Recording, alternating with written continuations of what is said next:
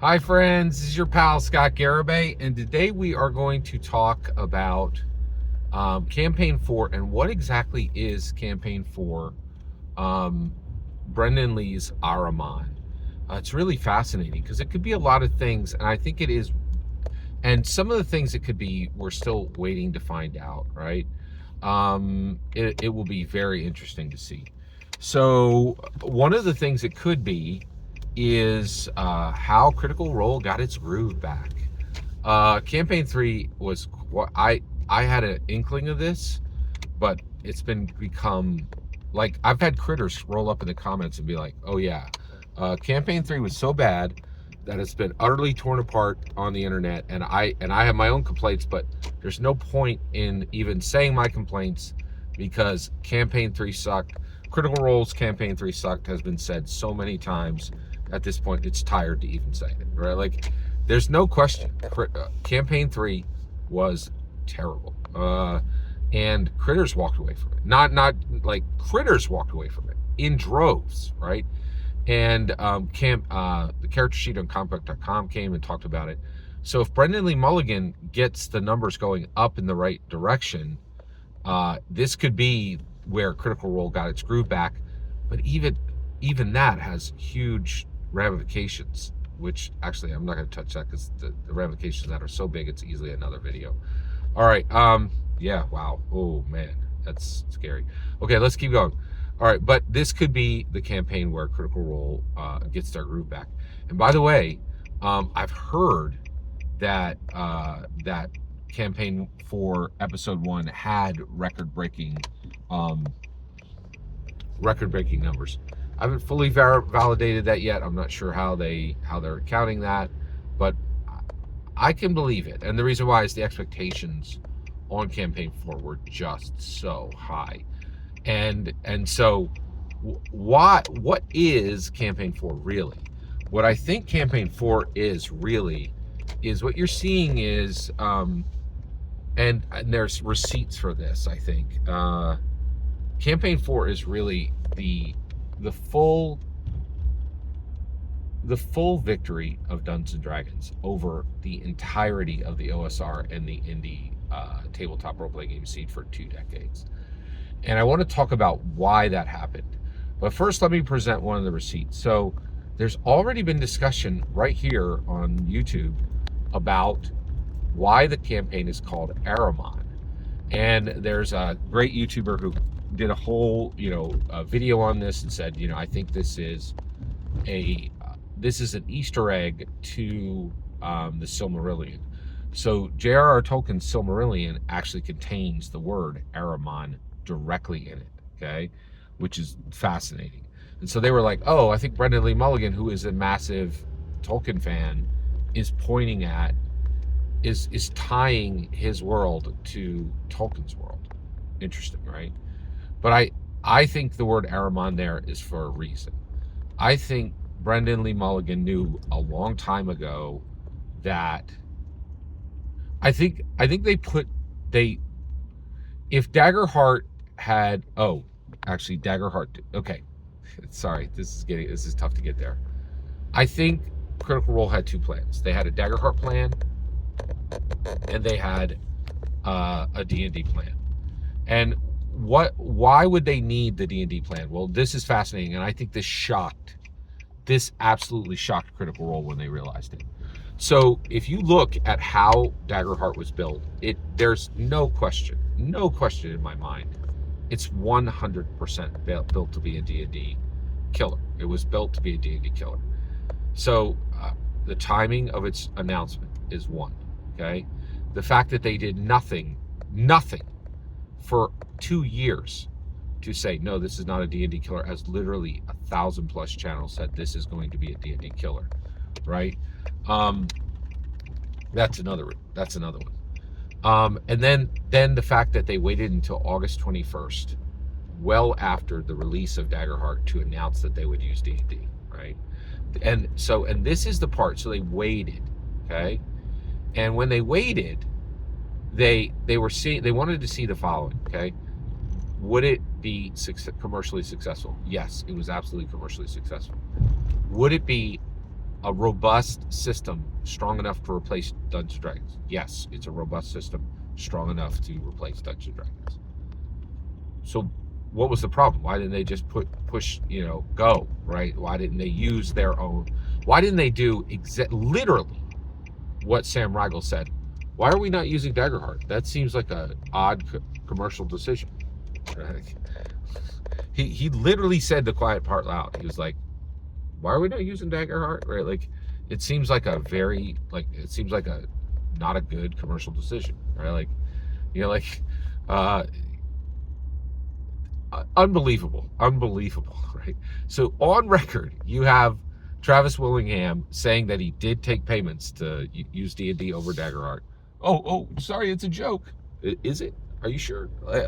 Because you would be the one who would get the money, or you would be the one who would get the payment, right? Like, and he's on record saying he took payment, right? Like, for, and then quickly adding joke, right? Like, you're like, and you have Sam Riegel going, why are we not using Daggerheart? That seems like not a good commercial decision.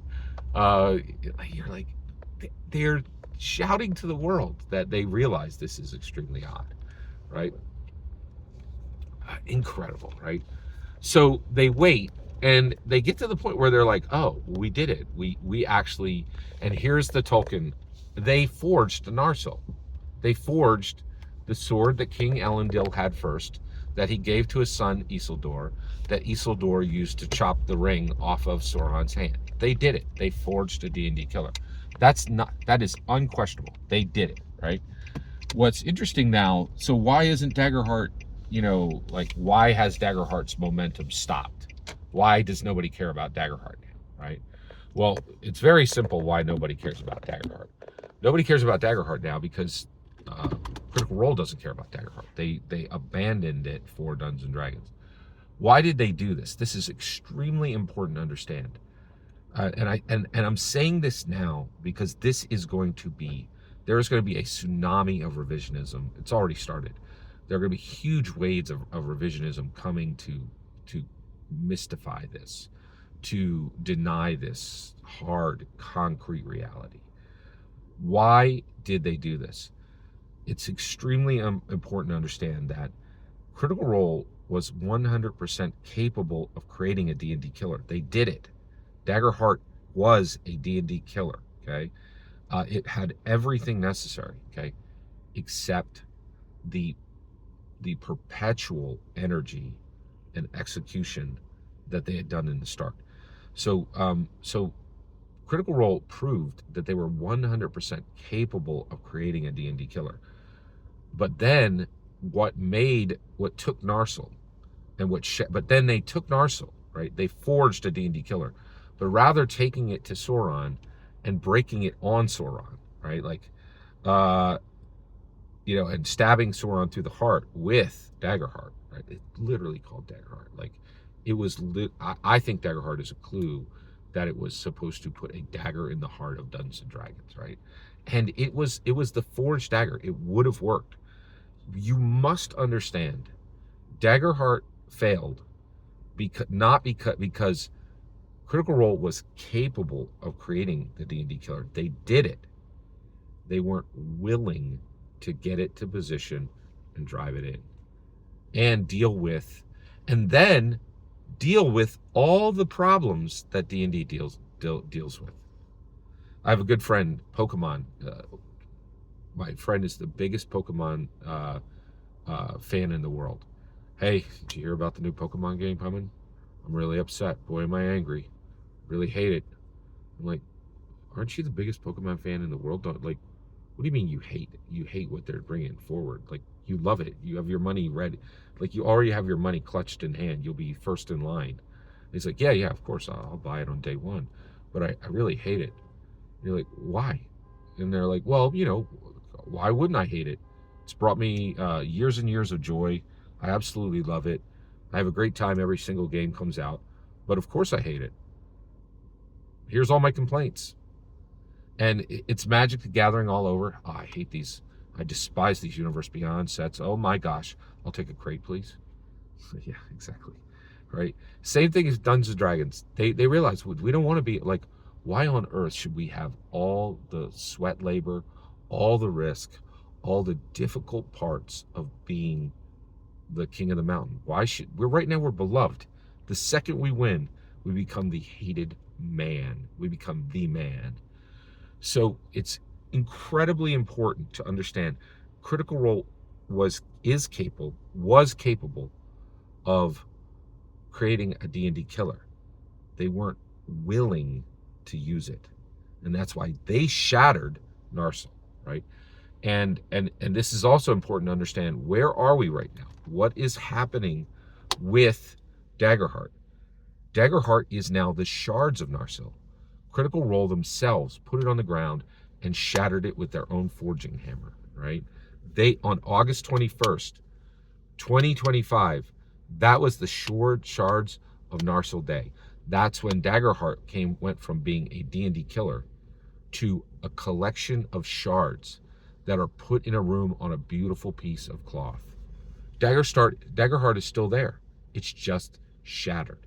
And you can go look at it in a room over there, right? Just the way Aragorn did.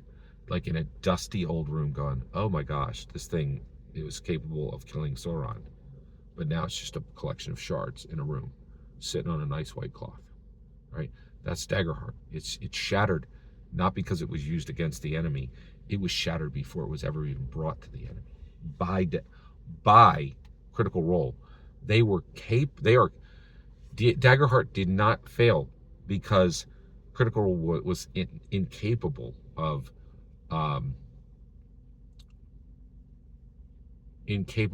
creating a D&D killer. It was Daggerheart failed because Critical Role was unwilling to pay the cost to be the top dog in the TTRPG space, which is brutal and difficult and not for the faint of heart. Every single word you just heard in this video is my humble opinion. Nothing more, nothing less. The important part is when I get to hear your humble opinion. When you get in the comments and send your traffic, please consider liking and subscribing, and have a fetch millennium.